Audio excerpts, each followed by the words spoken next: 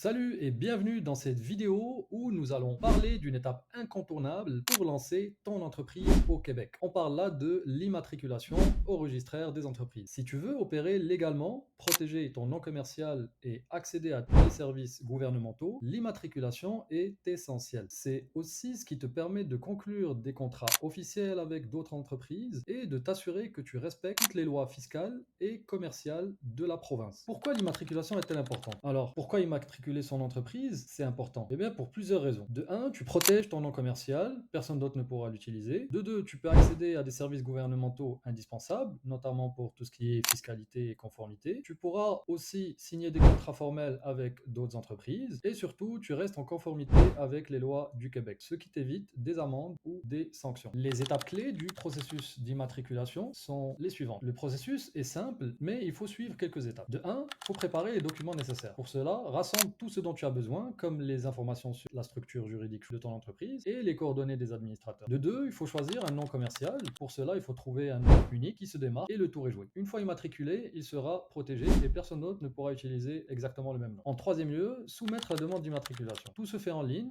via le site du registraire des entreprises du Québec, rapide et pratique. Paiement des frais. Un dernier détail, il faut régler les frais d'immatriculation pour finaliser le tout. Pour les exigences pour l'immatriculation, il faudra fournir quelques informations importantes, comme la structure juridique de ton entreprise qui a été choisie. Ça pourrait être une société par action, une entreprise individuelle ou encore un OBNL, un organisme à but non lucratif. Il faut fournir les coordonnées des administrateurs, décrire les activités commerciales que tu comptes mener et fournir le code d'activité économique correspondant, ce qu'on appelle le CAE. Par la suite, il y a des obligations légales et des sanctions. Attention, parce qu'une fois que ton entreprise est immatriculée, tu devras respecter certaines obligations comme mettre à jour régulièrement tes informations ou encore payer les droits d'immatriculation annuels. Si tu ne le fais pas, tu risques des sanctions comme des amendes ou même l'annulation de l'immatriculation. En conclusion, l'immatriculation de ton entreprise au Québec, c'est une étape essentielle pour démarrer en toute légalité. En suivant ces étapes et en respectant les exigences, tu mets toutes les chances de ton côté pour réussir. Alors, prends le temps de bien le faire et assure-toi de respecter toutes les obligations légales. À très bientôt et bonne chance dans ton aventure entrepreneuriale.